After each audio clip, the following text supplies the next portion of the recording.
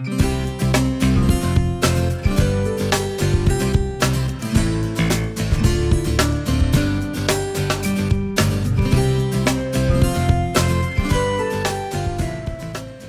I asked Jeff to come in and talk about some of the latest and greatest in gear. I'm really fascinated by the boots. I want to check those out. I've been reading about a lot of new things. For those of you who know Ruth Caldwell, you've probably already heard about our adventure this summer in Colorado. Ruth carries a Garmin X, is that what it's called? Mm-hmm. Garmin? Yeah, there's the inReach series. The inReach, yes. And she and I were on a hike, and I took a bad fall, and it works. So, I am now the proud owner of a similar device, and I thought it would just be of interest to everybody to learn about, maybe some new developments, some things that might help keep us on the trails a little longer. And so Jeff is the manager of the REI here in Tucson, and he very generously agreed to come in and talk to us about some of their offerings. So we'll get on with what he wants to talk about, and then we'll have a little Q&A at the end. So, perfect. Jeff, Yeah. I'll see how I do with this microphone thing. I'm not used to a microphone, and I wonder while I talk. You might already have noticed I have a pretty loud voice, and I can get louder. If you ask anybody on my team, they'll tell you that I definitely can. So my name's Jeff Merten. I've been in the outdoor industry since the late 1990s, so I've been doing this for a couple years now. If any of you have been in Arizona long enough, previous to REI, I've been with REI just over 20 years. Previous to REI, I worked for a great outdoor company that had 2 locations in Tucson. It had a wonderful acronym of POO.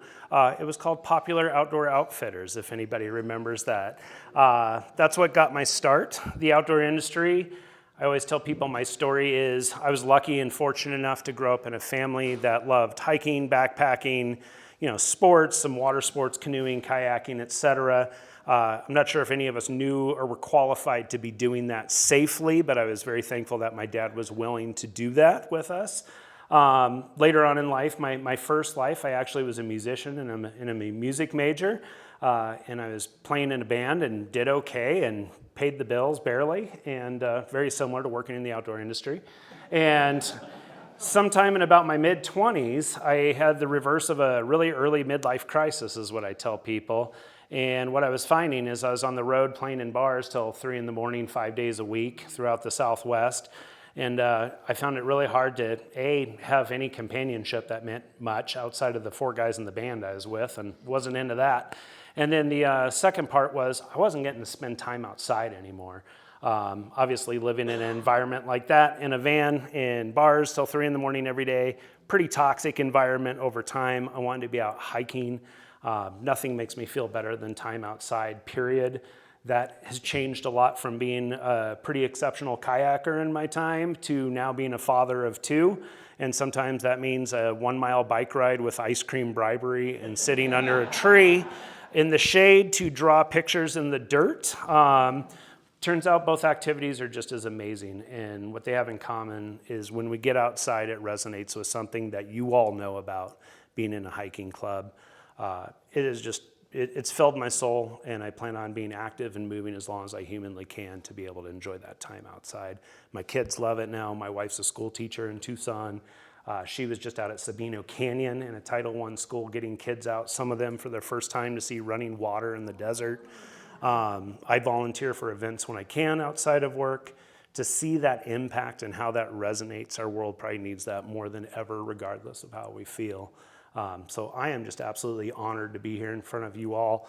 I didn't know a lot about your hiking group in the SaddleBrooke community, and 550 members strong and an activity list that is better planned than my store for the next year is pretty impressive. And I'm sure you all move at different paces, so do I. But I just want to make sure you guys get something out of this. This is pretty exciting to be connected with y'all. So that is my intro. Moving on. I figured today, kind of just brought quite the smorgasbord of stuff when speaking to a couple of the call-outs that was of interest. It sounded like GPS technology, satellite location recovery was pretty important. It's always amazing when somebody has a firsthand account of how important that has become.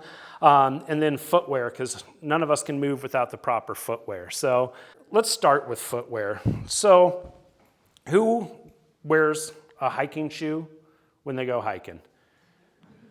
Decent. Everybody, yes, but I'm amazed how many pairs of like Nike like walking gym shoes I see out in the field. So many shoes now.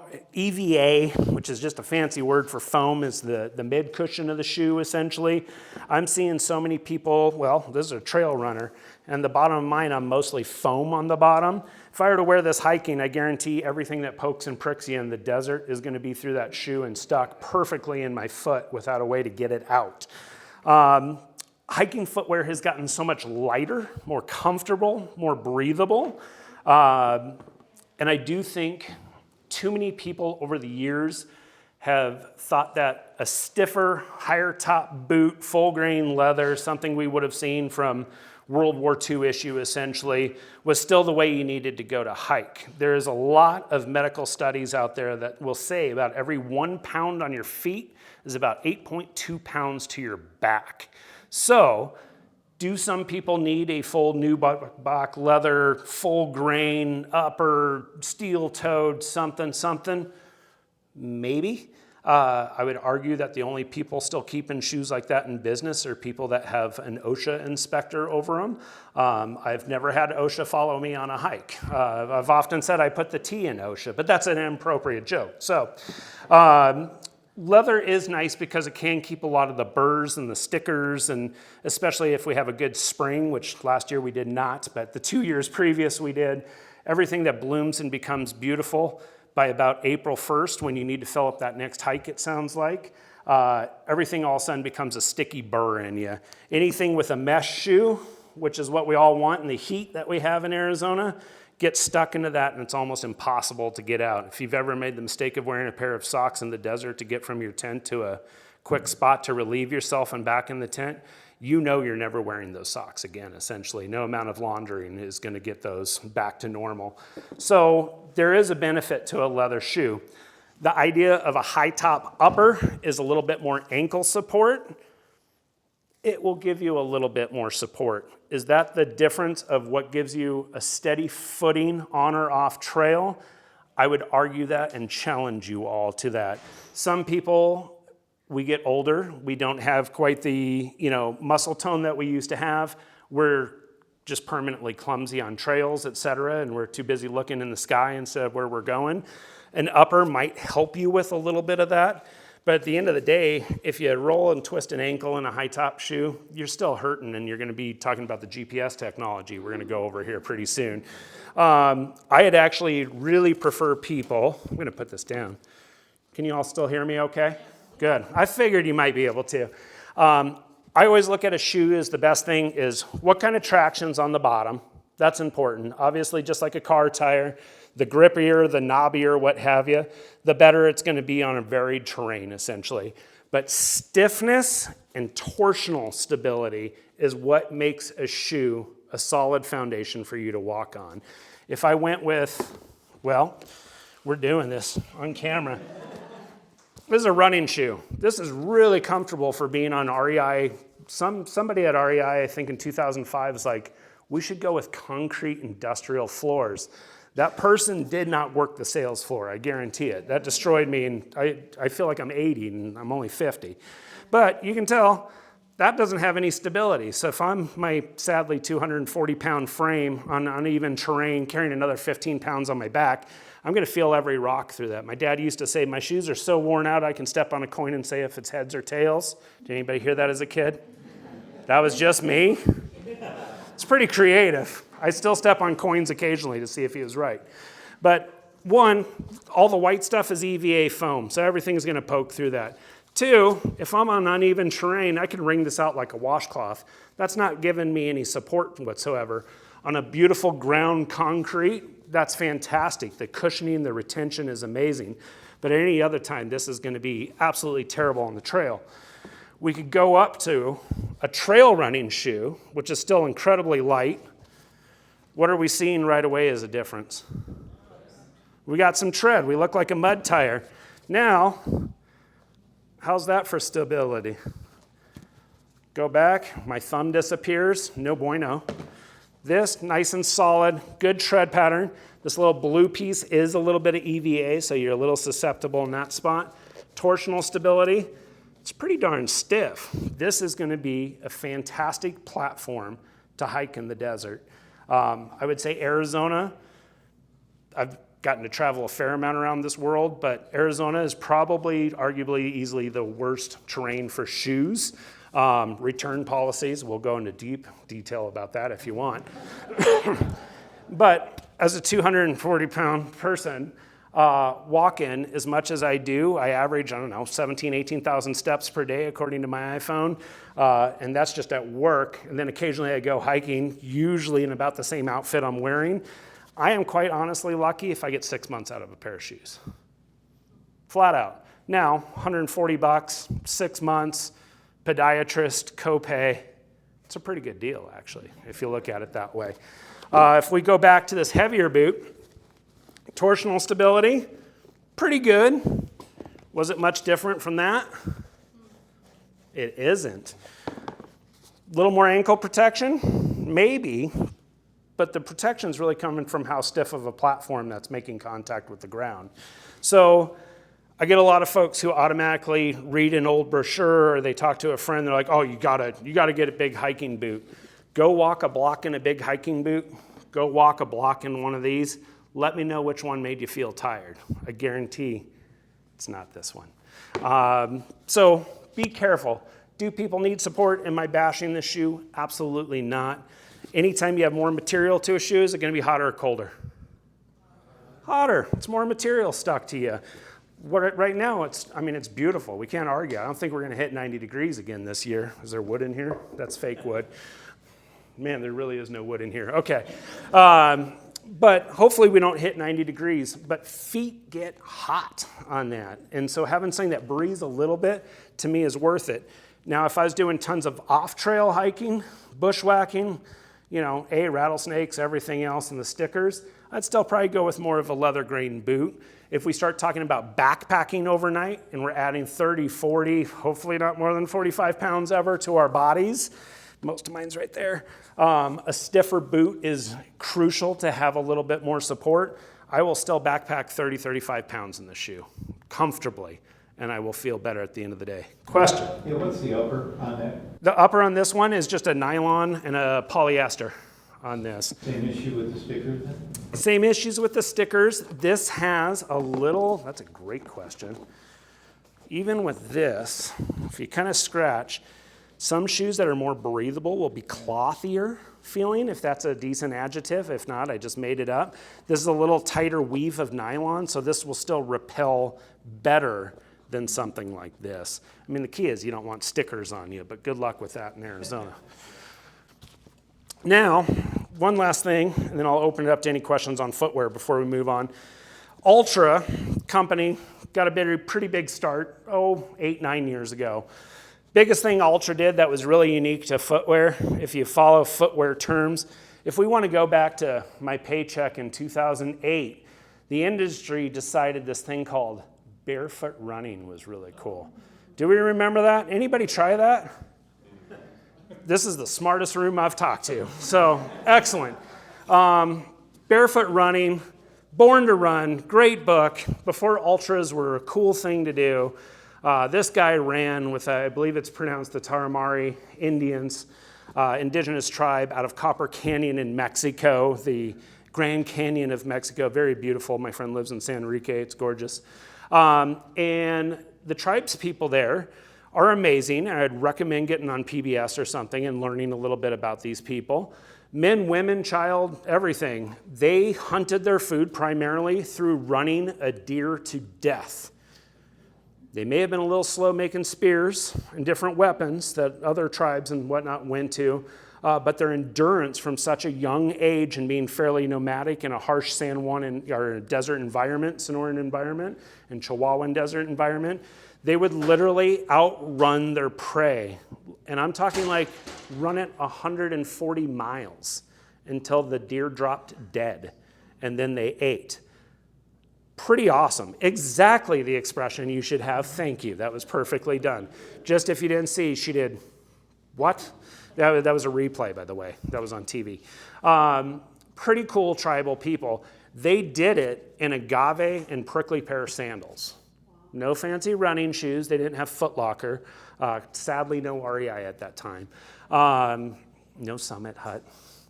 I know it hurts. We'll get into that. But pretty amazing what it did. So all of a sudden, somebody from a running industry is like, well, if the best runners on earth can run in bare feet, maybe I should run in bare feet. And there was a little talk about it. Humans, we've been around for a few years now. We can argue that on a couple different scientific levels. But shoes usually used to be a little bit more pointy. If you go back to your 1970s Converse and Nike shoes, they were kind of pointed, narrow little things, and they made all of our feet do that. I bet half the people in this room, their pinky nails doing this number on it. It's not from high heels, because I haven't worn any that I'll admit to. We had, don't go there, strange calluses, etc. We confined our feet too much. We're supposed to have a little bit of foot splay to what we do. So that's the barefoot started that. The other part was the very disciplined approach. If you run in bare feet, most people will start running and they're really heel heavy. I run like a Clydesdale. I give you a lap right now, but nobody wants to witness that at all. And we hit heel first. We're supposed to hit about mid to ball of the foot first and move on. By going to a barefoot shoe with absolutely no padding and impact control, you either broke your foot within about 20 feet or you started learning how to run differently. So by masochistic approach, it was a really good tool for getting people to have a better running stride. Doesn't make a lot of sense for most of us though, because we walk on concrete. That's our lives now. Ultra, I digress. There was a point to that whole story, believe it or not. Ultra is one of the first companies that took, after we were getting out of barefoot, and we're like, cushioning's kind of cool, actually. And everybody's like, yeah, it is. And all the podiatrists went, damn. Because they were making bank there for a few years after the 5-finger thing. They decided, most companies were like, we should do a wider foot box. We need to be locked in your heel. You shouldn't be slipping there. All the laces carry the boot there. So if this is nice and tight, you should have all the room in the world to wiggle your toes and be free in your toes. That's how our feet are supposed to be. So Ultra is one of the first company that actually redesigned the anatomy of a shoe, essentially. The second part, though, that Ultra really wanted to hold on to, and I'm going to give you, it's a 50-50. Try one, see if it works for you. Personally, they're not for me. I don't work for Ultra, so I'm safe. Ultra does what's referred to a zero drop. So every shoe over the years has been doing this. Slowly but surely, everybody's kind of been in a high heel when they were walking on that. The initial idea on a traditional work boot is you had a big heel. Heels were originally designed on men's work boots. Do you know why? Because they're riding a horse. Horses and ladder runs. It was to stay in your stirrup. Last I saw, I watched a Western once. When they lose the horse, they're not very good hikers on that. But for some reason, we kept putting a heel on the damn shoe. So Ultra wanted to take some of the ideas that are beneficial to a barefoot runner, give the foot splay, which is really important. Your toes should be able to be your toes. My toes kind of fused like that. We won't get into it. It's weird. And then as long as you're locked in the heel and you're locked in the lacing system, that is a great thing. I'm amazed over this last few years, either we're in a really weird epidemic of societal norms, but all of a sudden everybody who comes in, they're usually at least 40 and plus, they're like, I'm an extra wide shoe. I have never been requested so many wide shoes in 25 years in the industry until recently. And it's two things. In Arizona, what do we wear most of the time? Flip-flops. We can't be confined. You're rocking them right now, sir, on that. I will be when I get home, like Mr. Rogers. It's the first thing I put on. Number two, we've gotten to the point where we just think anything on the toes. I think the barefoot thing, I think people talking about footwear over the last decade and a half, people have changed what they are. Are some people actually wide? Yeah, we're overweight as a society. We walk around in flip-flops, which eventually our arch flattens out, makes our feet wider as we get older. That all makes sense. But I think a couple of these shoe companies are really finding a way to mirror what the average human foot looks like more than ever. I would say companies like small ones, like, what is it? Oh, Nike. There's one. Adidas. I would say, I don't know, I played soccer growing up. Has anybody put on a pair of cleats? I don't know how NFL players wear cleats and run. They're miserable. It's not shaped like your foot. The idea is that it's so stiff and you're so taloned into the ground that when you launch off the starting line, that you have all the power to your toe. Outside of that, that shoe is worthless for your running stride. So it's kind of cool to see where some of the companies have made strides to this. Last point I'll touch on, we used to talk about there was rubber soles, great, and then there's rubber soles with this little yellow emblem on it, Vibram. Great rubber, good company. They used to make 3 compounds, and they made a better compound than traditional shoes did on rubber. And so, man, they won a lot of contracts. If you were to invent something in the outdoors, that was the thing you wish you would have invented, essentially, because it's on every brand. It's Gore-Tex. Gore-Tex is a technology. It's not the brand on that. Vibram's the same thing. Every other company has something so comparable to this. The original idea to what made Vibram so good is that they learned how to put a higher carbon count in their rubber process. The more carbon you add to rubber, the more durable the rubber becomes. The softer a rubber compound, you want less carbon. Softer rubber, like a climbing shoe, like a real legit vertical climbing shoe, is going to be soft, but there's virtually no durability to it. You can add so much carbon to a shoe that the sole will last almost forever, but you will actually slip on everything because it doesn't have any give to it. So finding the right mix of durability mixed with comfort and traction is the key to everything. Is this an amazing product? Yeah, it is. No matter what brand you buy, name brand will have a Vibram rubber option. Some shoes like Ultras will offer this with and without Vibram rubber. What's the difference? $30.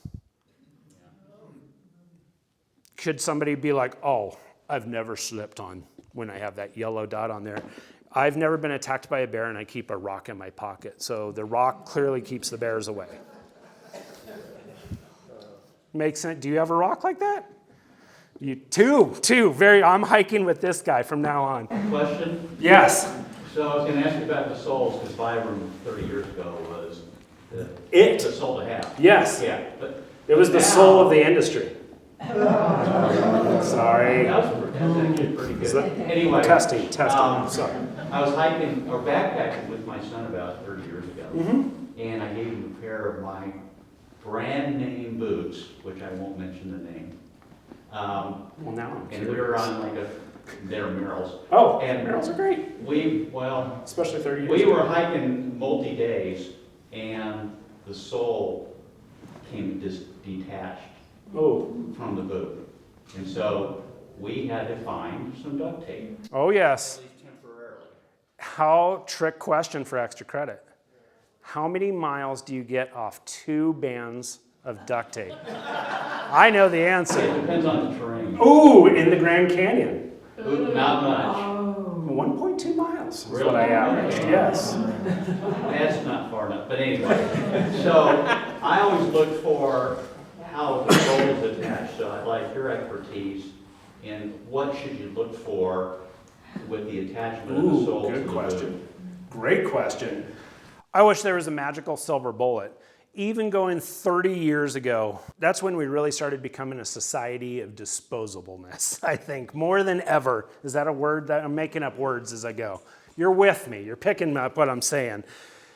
When we started going from rubber compounds to EVA foam, which really I would say that's more late 80s, early 90s, we really started capitalizing. EVA foam's dirt cheap. You can press it with a simple machine that doesn't cost $1 million. And people they're like, oh, this is a cloud, it's perfect, I'll buy it.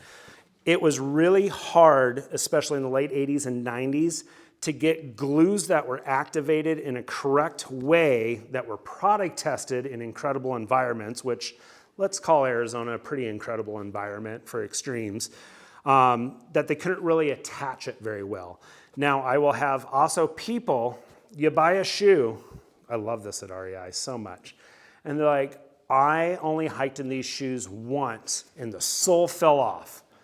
And I'll be like, excellent, 1-year satisfaction guarantee. I could tell you didn't wear them.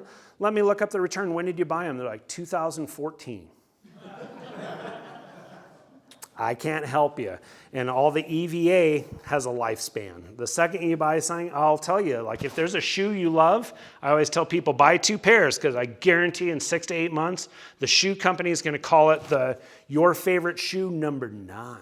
And it's totally different. Now it's a Buick instead of a 4Runner. Like it's just, you're going to screw it up. But don't buy 6 pairs of shoes unless you're an ultra runner, because if they sit in your closet for 3 years, I'd already start questioning how well your shoe will last. Now, that's not quite what you were looking for. As far as quality to what's going to laminate the sole to the shoe, I just try to look for everything essentially is an EVA cushion. I don't care what brand you go with. I don't care if you spend $300 at this point. My commission's 0, by the way, so I really don't care what you spend on it. If it's comfortable to you, great. Go with as much rubber as you can. Now, a shoe like this, where there's EVA and then rubber kind of patches like a hoof has, that is much more likely to peel on a hike because it has more points to be able to grab something. I would even argue on my mountain racers, this is my favorite shoe I've been wearing, even this little bit, the blue, is a little bit of EVA. They did these slots here so there'd be a little bit of flex at the toe so you could propel in your walking stride. They did EVA here because it looks cool, and unfortunately, the first place this shoe is going to peel is right there. Guaranteed on that. This shoe did a full solid rubber coating minus the little bits in between the toes. This should hold up really well. The only option that I could say is like it will last longer and give you more miles. We go back to this more traditional looking hiking shoe.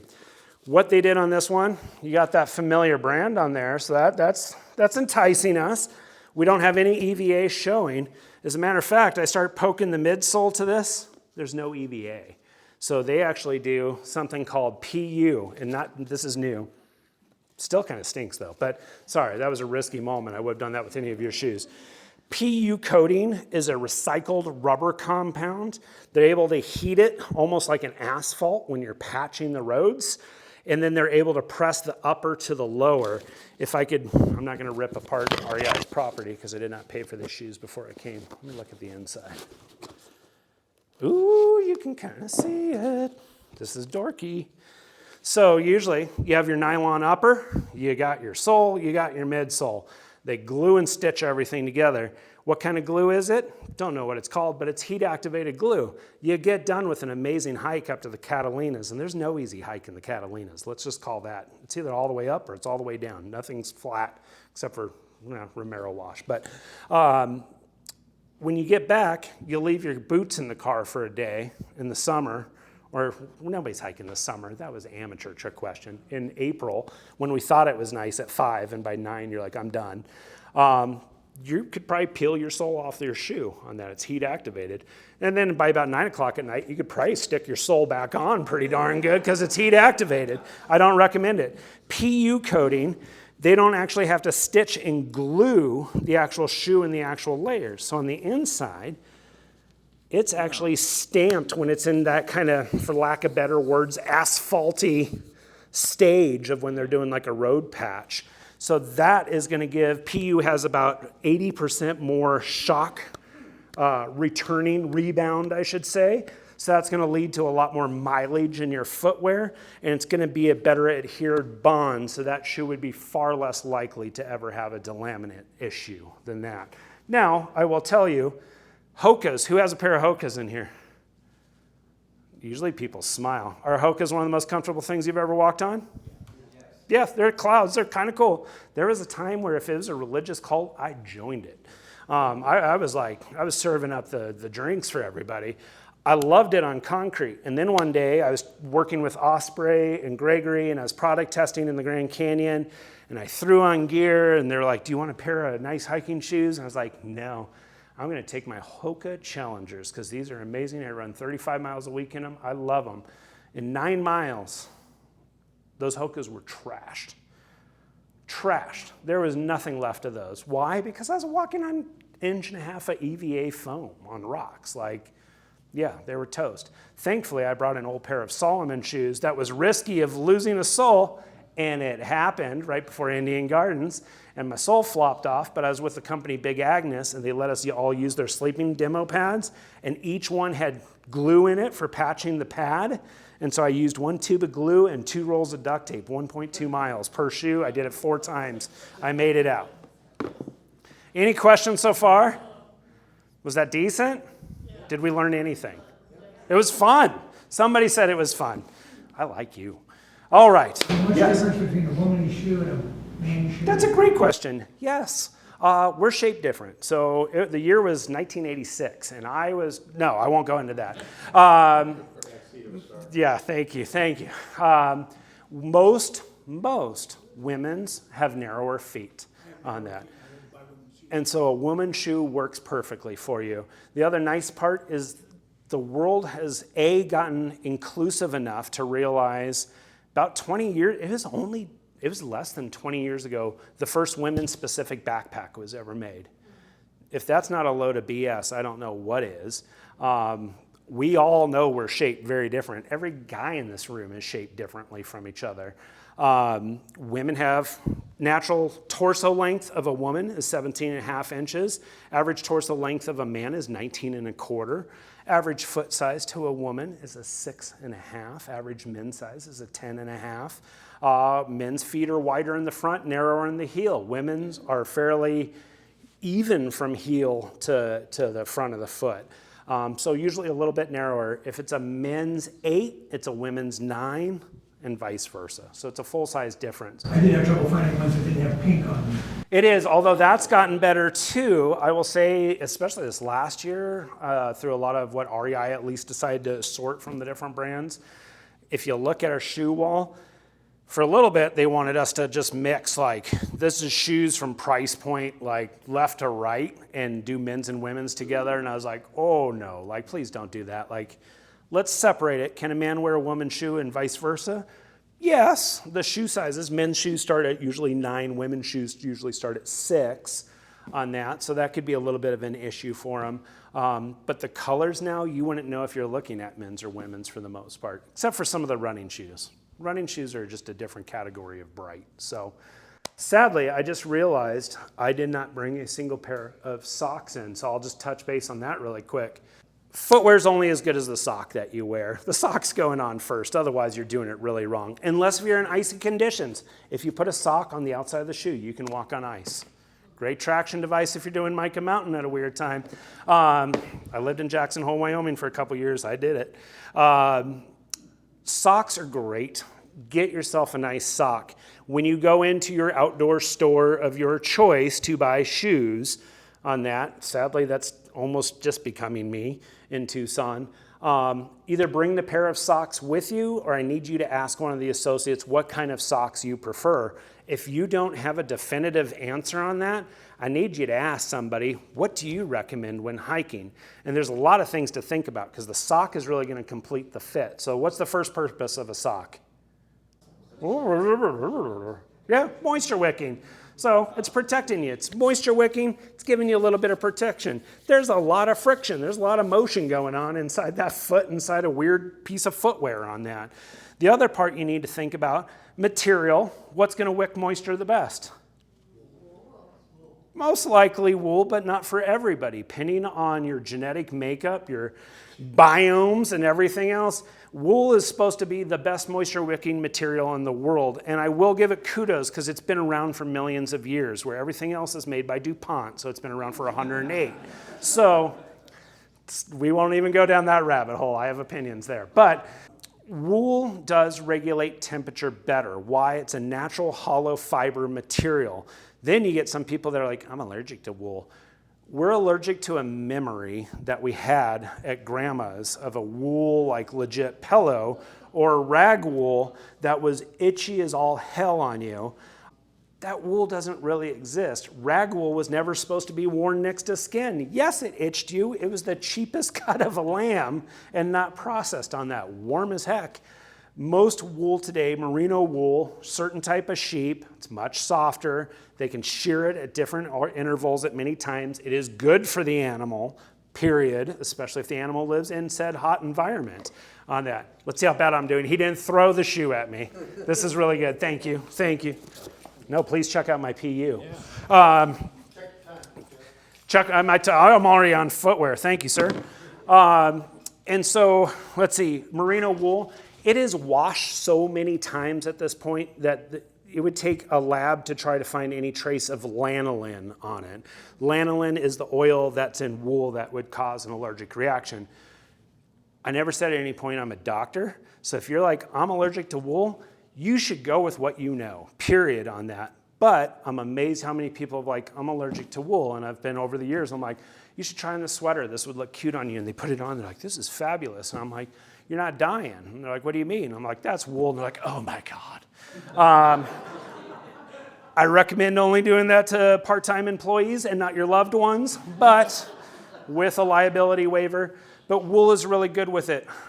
I am personal unpopular opinion, even a light wool sock, I still feel my feet run a little bit hotter than I do in a polypropylene synthetic sock on that. Thank you. There's 2 of us in this room. You and I are getting drinks later. Either way, like wool is cool. If it gets wet, it insulates you at the same temperature until freezing. If I'm on a multi-day backpack trip, you've been there, and you pull off that pair of socks on day 2 and you're like, wow, like somebody brought onion sandwiches. It is disgusting.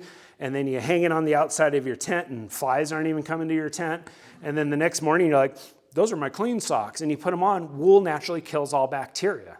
It's amazing, just like a wooden cutting board, it kills a lot of bacteria. Wool has a million positive benefits, but I don't think wool is the end-all, be-all to everything that the industry has led you to believe on that.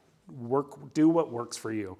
Last part about socks, because I've spent way too much time on the footwear, is volume. Some people have narrow feet. Some people have, I have a triple E wide. No, you don't. Let us measure you.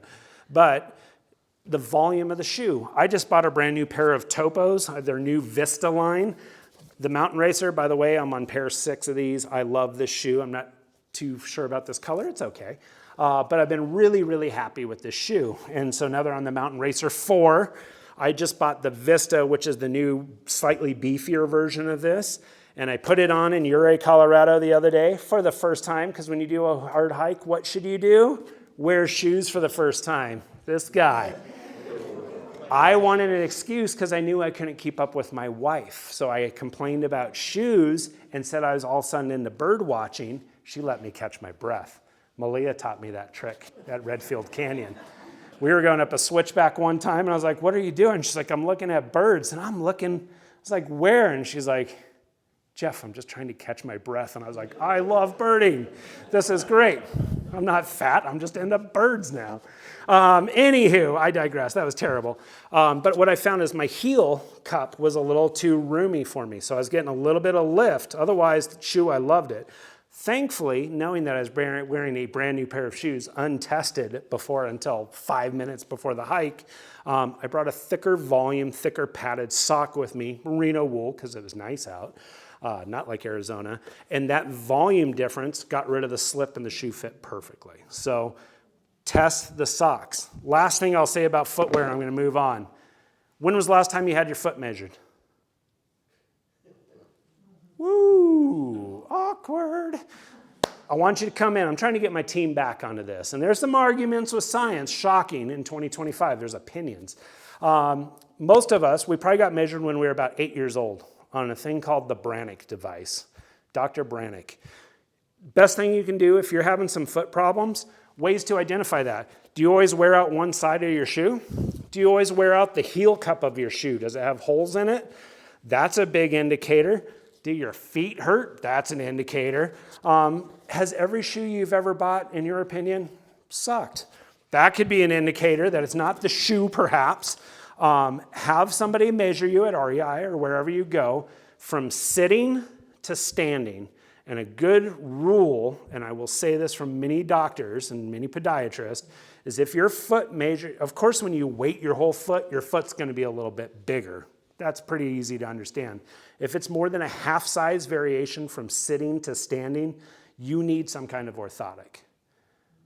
The older we get, the more likely we are to need an orthotic. Why? Everybody's like, you need arch support. You need arch support. If we needed arch support, why can we go to Rome and see all the ruins in Greece with arches still perfect? What supports an arch?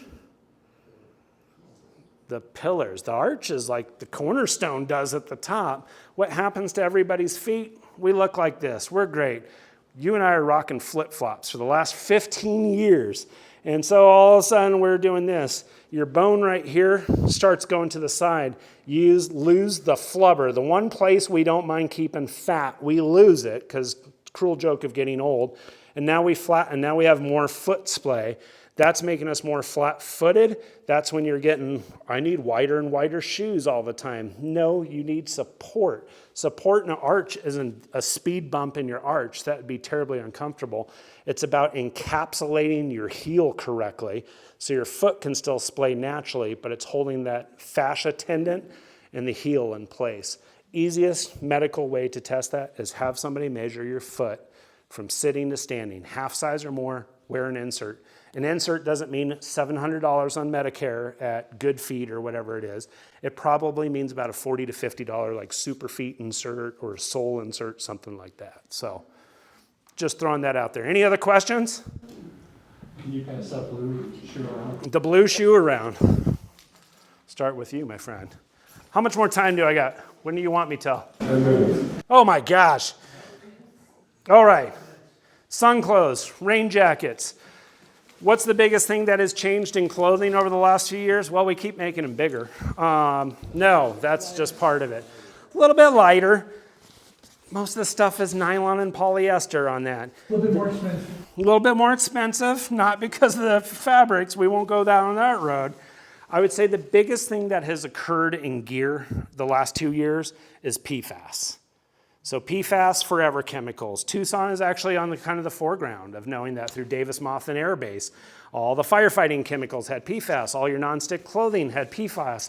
Any piece of gear you pretty much bought in an outdoor store that was waterproof, rainproof, windproof, had PFAS in it. PFAS, hindsight's 50-50. 2020, that's the same, not 50-50. It lasts forever, it breaks down, and it's definitely proven to cause cancer, just like all of plastic we eat out of. We know we shouldn't do it on that. So REI, I will give our company very big kudos, was the first company in the United States, period, to say like, absolutely 2025, we will not have PFAS in a single product, and we don't care if we go under because of it. It's the right thing to do.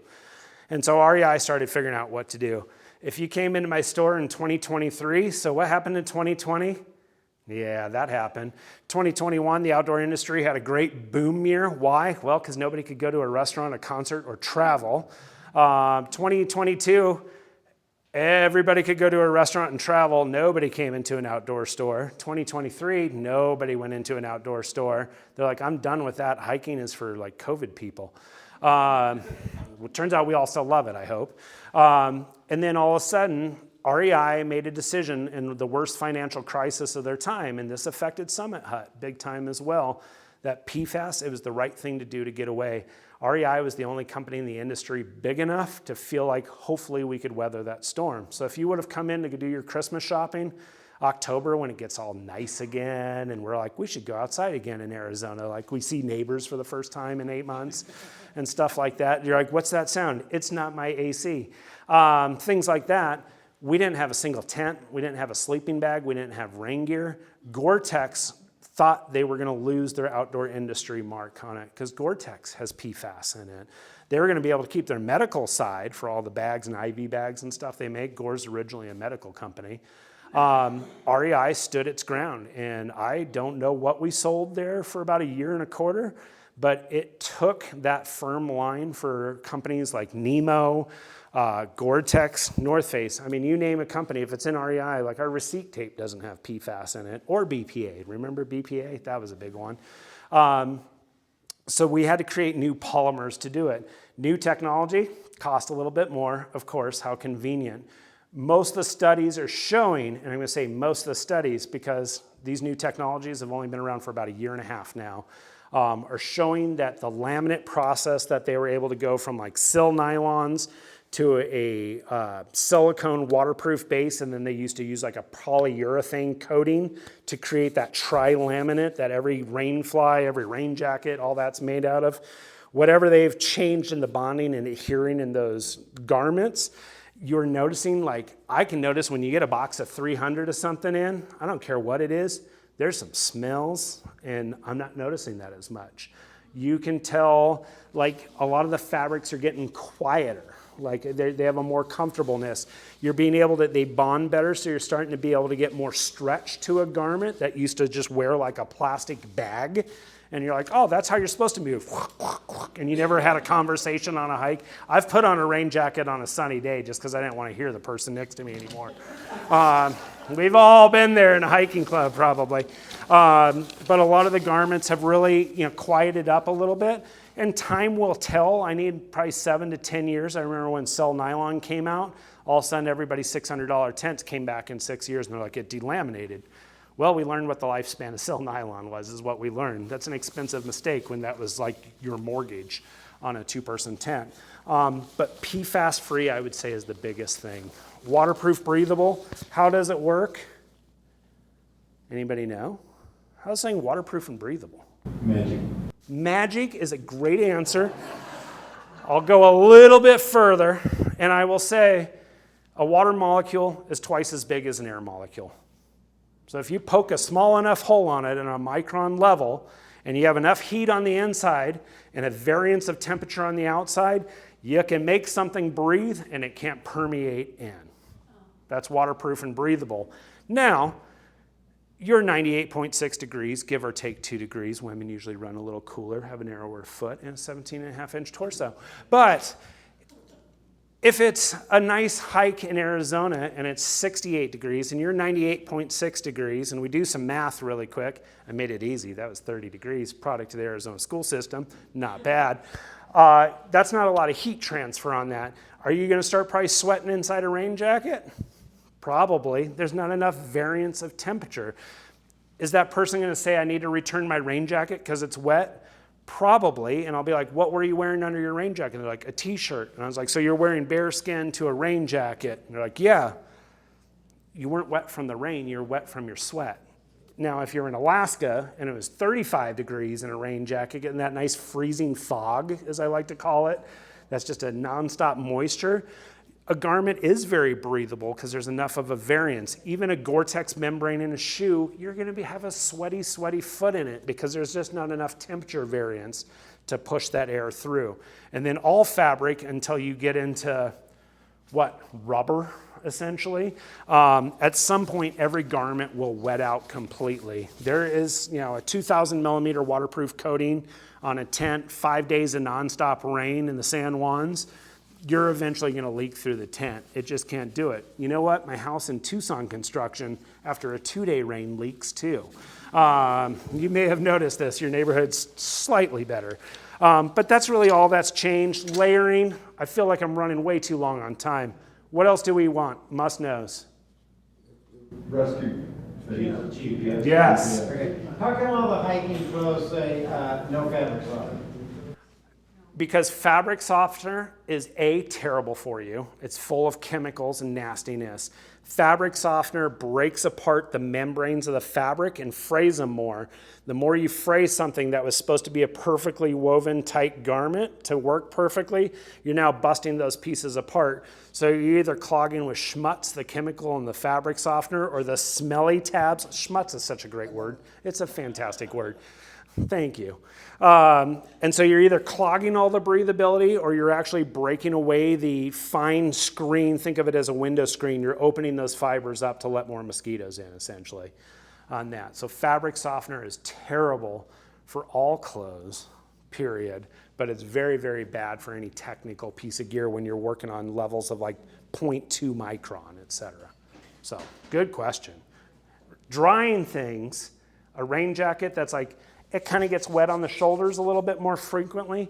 You should don't need to wash it necessarily, but you should throw it in the dryer for about 10 minutes on heat, and it'll actually help reactivate the DWR, the durable water repellent, shocking, made by DuPont, fabrics, and actually reactivate the waterproofing on a garment. At some point, if you're sweaty and you put on sunscreen, and then you put on bug spray, and then you put on man spray, whatever you do on that, at some point, yes, thank you, I should have. when you, PU, that was terrible, full circle. When you put that stuff back on, schmutz again. The presenter had a lot of schmutz. When you put that in, if your garment isn't clean enough to be able to breathe, you'll start impeding it and you're gonna feel like you're putting on a greenhouse effect on you. So that's a big thing. GPS devices. What's cool about them? I didn't bring a single one. You know why? Because people are buying them. I went to my locked cabinet and I had one left in the cabinet and I was like, I'm not returning to work till 10 in the morning. I bet this will sell tonight. So I didn't bring it. Garmin. That's the only name you need to know. Garmin owns GPS satellite technology. Many companies have played in this field. Motorola, remember that company? They're still trying, good for them. They just created what's called the Zoleo on that. Meh on the reviews. DeLorme, Magellan, they're pretty much out of business. All these companies, Garmin has made the interface of GPS technology the best in the world. And it started with the original yellow E-Trex. Who had one of those? Somebody's had more than that. And you had one button and you'd scroll through every letter and it took you like 20 minutes to name a waypoint. And so every waypoint was named like B for backcountry. And you're like, I hope I remember that. You didn't. Garmin has made the best unit you can buy for safety and two-way communication is the Garmin inReach 2. Or the Garmin Messenger. There's a couple variations now. What are the big differences? Not a lot. The inReach 2 is under 3 ounces. If it's this big, comes in black, it's a life-saving device. Why are you buying it in black? It's so dumb. I want my headlamp in tactical headlamp color. No, you don't. You want bright pink. Come on, you're looking for it at night, not in the day. So it comes in a really nice hunter safety orange. I love that color, especially this time of year up north. Runs about $400. If you're patient, occasionally from time to time, roughly around November 15th through the 25th, off the top of my head. 14th through the 24th, thank you. Thank you, Malia. Usually it goes down to $299, so $100 off. It's easy to use. I was the last person in high school that still took typing on a typewriter. The year after me went to computer club. So I played some Oregon Trail. I was pretty good at it. Chose to hunt every time. But my computer, I'm not the most savvy technology guy is what I'm trying to say on that. Some of you may be in that same category. Garmin's is easy. It's a lithium-ion battery. Plug it in. A battery charge will last for over 18 days. Who in here's backpacked more than 18 days in one go? Me neither. I would love to sometime. Even if you're doing the Arizona Trail and through hiking or the PCT or the Colorado Trail or the Appalachian, you are not going 18 days between food drops. I guarantee you can't carry it. So that's an impressive, ridiculous, unlimited battery life. Let's just call it for what it is. It'll set a breadcrumb trail of 1,000 waypoints. It pairs to your smartphone. Is anybody here still using a flip phone? Really? That makes me sad because I miss a flip phone sometimes. I'm going to get my daughter one. She's 10. She's like, I need a phone. I was like, no, you don't. You need to call me and that's it. And why didn't I pick you up? Most of us have a smartphone now, so you're Bluetooth pairing. So people are like, I don't know. It doesn't have a big screen. I was like, this does, and you already spent $1,000 on that. You already own it, so why are you buying another big screen that sucks batteries and weighs more? If you just want to use an inReach, you set it up, you put in your name, you register it with Garmin. It's very important. They need to know who they're going to come rescue on that. They want to know contacts and who to let people know what happened to you, etc. And you can go out into the field. And if you want to mark the start of the trailhead on it, you can. If you want to use any of your proprietary own map software, which I highly recommend, Gaia as an app is my favorite app by far. We can talk more about that. I'm happy to stay late if you want. But you can use that all day, but it's going to drop a breadcrumb trail. If you're my go-to life partner because you seem responsible and you gave the great face at the beginning with me, Malia cares about me and I care about her because we work together pretty darn well, I might add. And then maybe my wife who just wants to know when she should look for another husband. I can put those 3 people as contacts. I could share my number of my Garmin with them and they can go on to Google Earth, pop in the number, and they can track my progress. Lots of weird couples have been doing weird things with the inReach. That goes into privacy things. I'm not here for that. Trust the people you love, people. Be nice. But all your ultra runners, people doing weird races, people doing these ultra runs, 150 miles in the Mogollon Rim, they don't have a way to track them, so they all require you to have a Garmin inReach. That will work fine. And then, say you were too cheap to go over any two-way communication. You're like, my wife really doesn't care. Malia knows that I wasn't planning on coming back to work. Whatever it is, I fall and break my leg because I bought brand new shoes that didn't have proper PU, EVA foam. It's a whole thing. And I fall, and I talk about wool, and I curse wool, and I say schmutz. And then I'm like, I need help. I can still hit SOS, just like any regular rescue beacon has been all these years. Old school rescue beacons, if you were a pilot, if you had a ship, if you sailed, ACR was the company. They all worked off a 407 microhertz frequency signal. Who was that picked up and listened to by? Yeah, the Coast Guard. I knew you had that answer. Garmin does it off their satellite system, the Russian satellite system, the WAAS systems. It is superior. Who listens to that?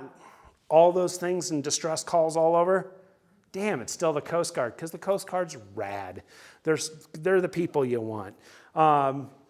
That's really nice. There's another device that created this technology first, and it was called Spot. Who's got a Spot? Remember, you have one still? Well, I don't use it. Used one. I haven't used one. They were kind of, pardon the pun, spotty. The thing I didn't like about the Spot, they didn't have Bluetooth technology, so you kind of it reminded me of an old BlackBerry phone, quite honestly. Generation 1, they were a little bigger, they didn't have the battery life. You had to pay a monthly service for it, and it was done through a private company out of Texas. Private companies care a little bit more about one thing, usually more than the people. I think we could all safely say that, regardless of what company you want to name. The Coast Guard their job is to take care of people on that. I think we can have safe argument in 2025 about that. So Garmin is much better. Internationally, Garmin works much better, where Spots were like, oh, you went to New Mexico? We don't cover Mexico. We're like, New Mexico's in the United States. They're like, yeah, we don't got you there. And I was like, you're in Texas. You're in between me and you. Very spotty. Yes. So don't buy one. You know, they have the insurance too, which I always get with the inReach. Garmin's Hopefully awesome. I've never had to use it, but they, worked in Peru when I went there. Oh, wow. So, they covered it there. Very, So very it's nice good. to have, so you don't embarrass the taxpayers that Yep. you guys pay for. Absolutely. rescue. We just had a It's only coworker. like 20 or 30 bucks. No, and I think for the year, it's like 99 on the insurance. It's really reasonable, and it's like a pretty big policy. The other question I have though is, the iPhones now, I just upgraded iPhones, they have satellite ability. Yes. Do I really need to keep the inReach still? Yes. Fine.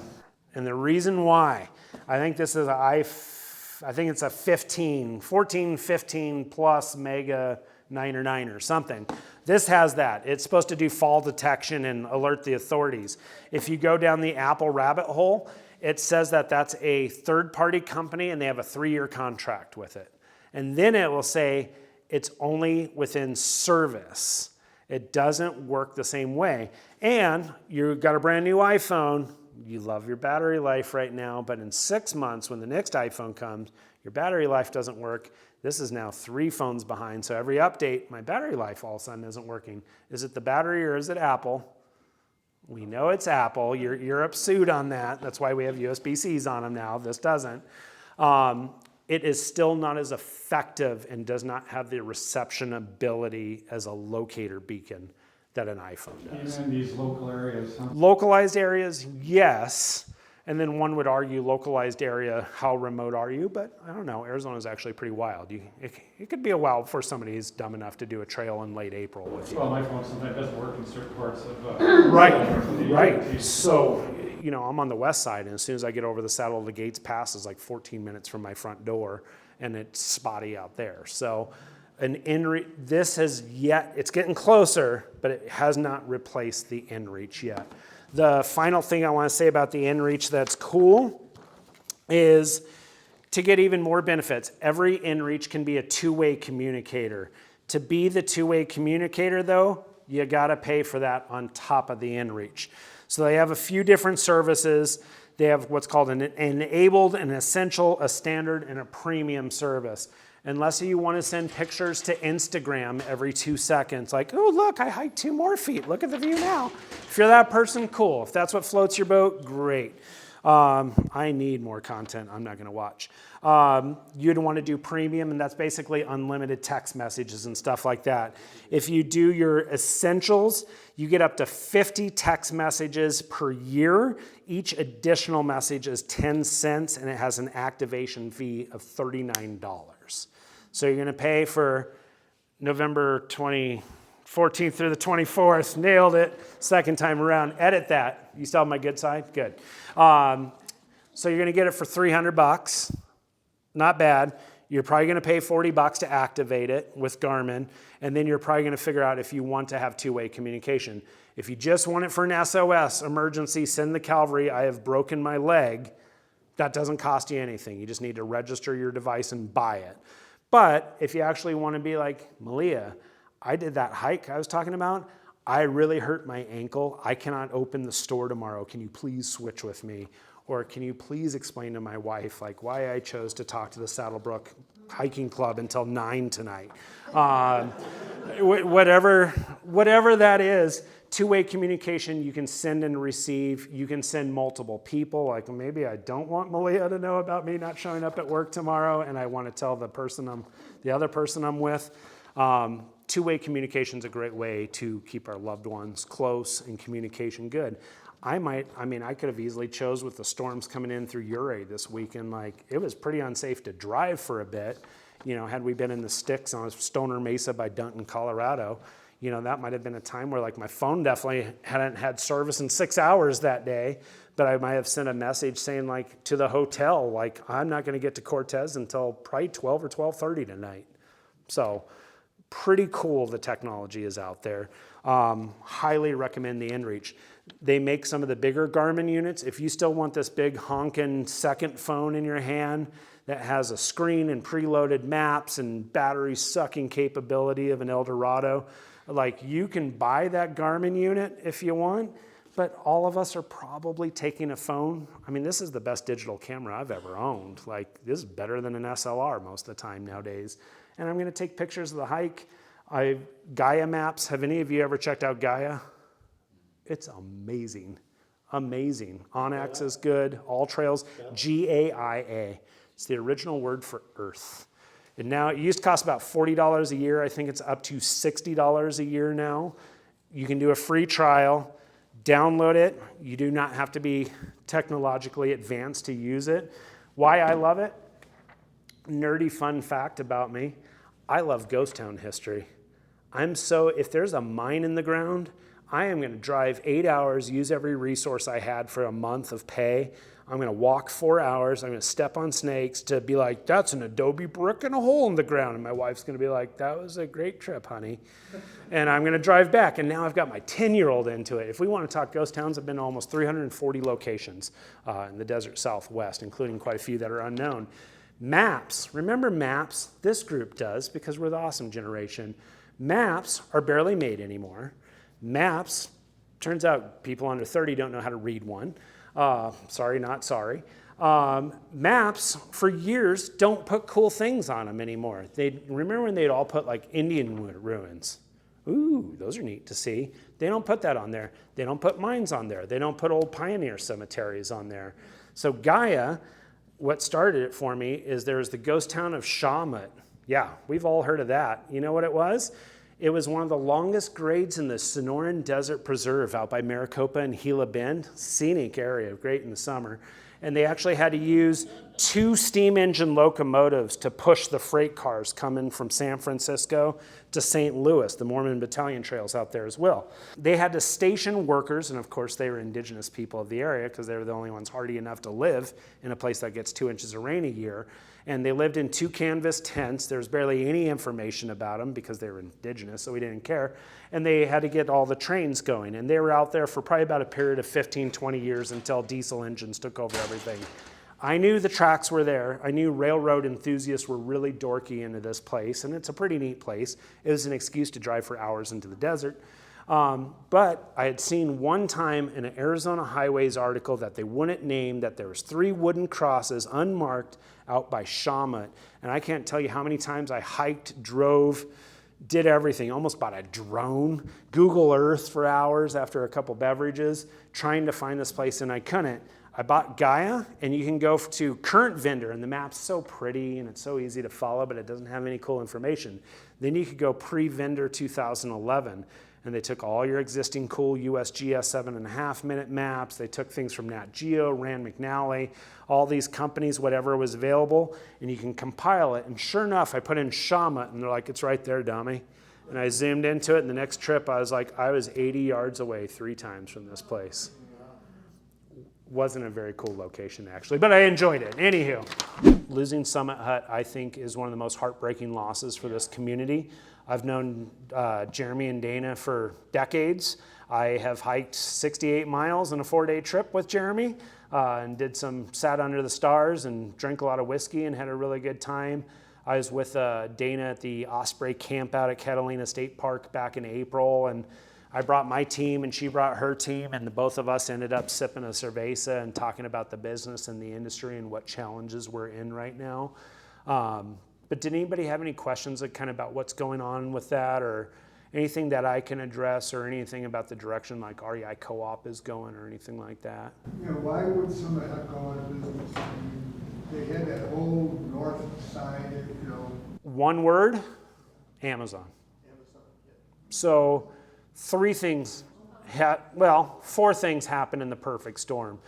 We are creatures of convenience. I have chosen, for years, I'll call it, I hate Amazon. I don't know what kids are going to do for jobs. It will be the end of brick and mortar in every industry. It's pretty amazing. Nobody can compete with things showing up in your door, sometimes in 40 minutes when my wife orders something.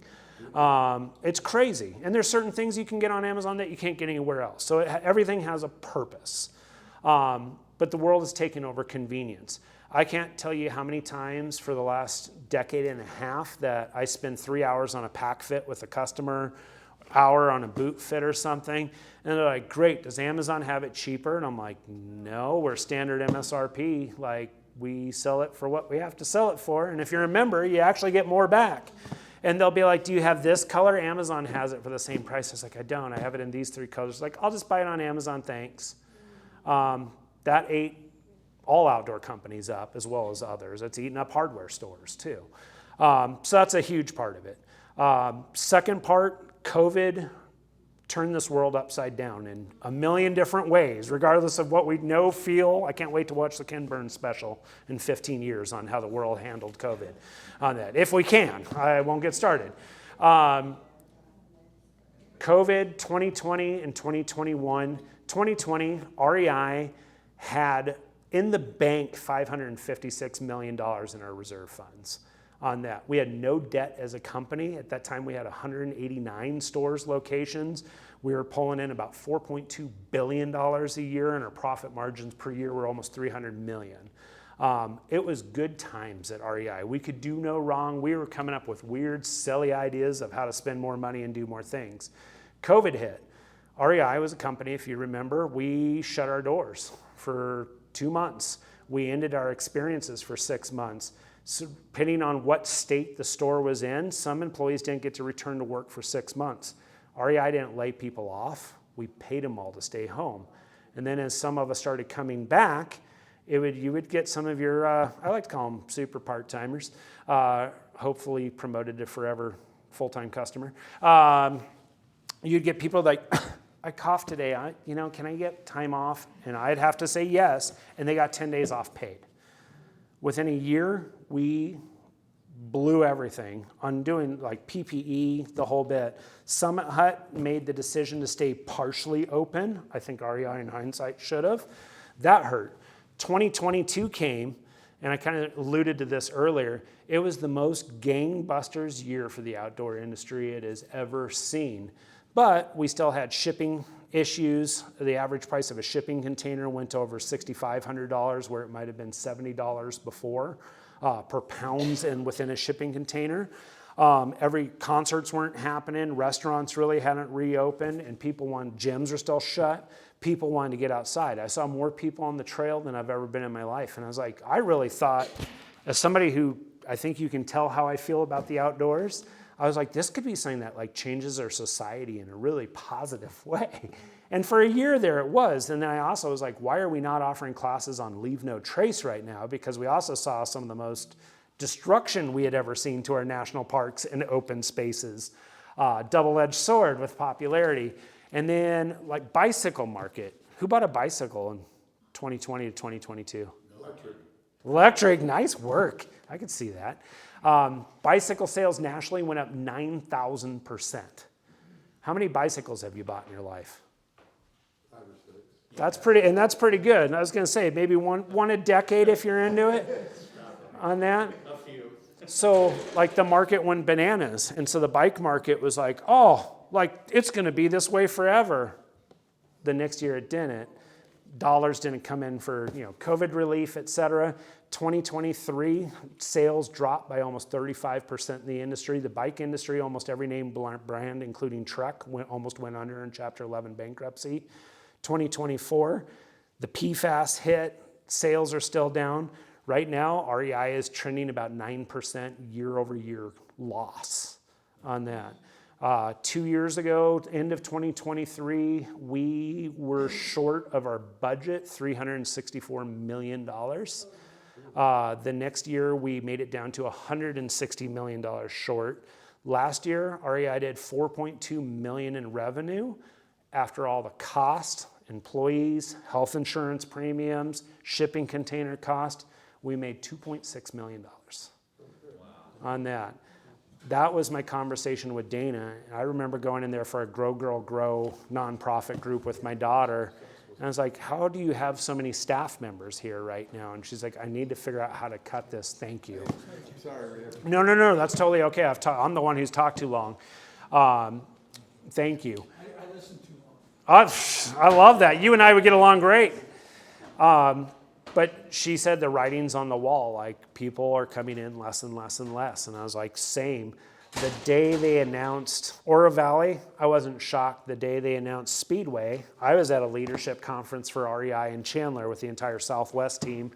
And the very first slide I saw, did anybody of you read the social media post when Summit Hut did their final post?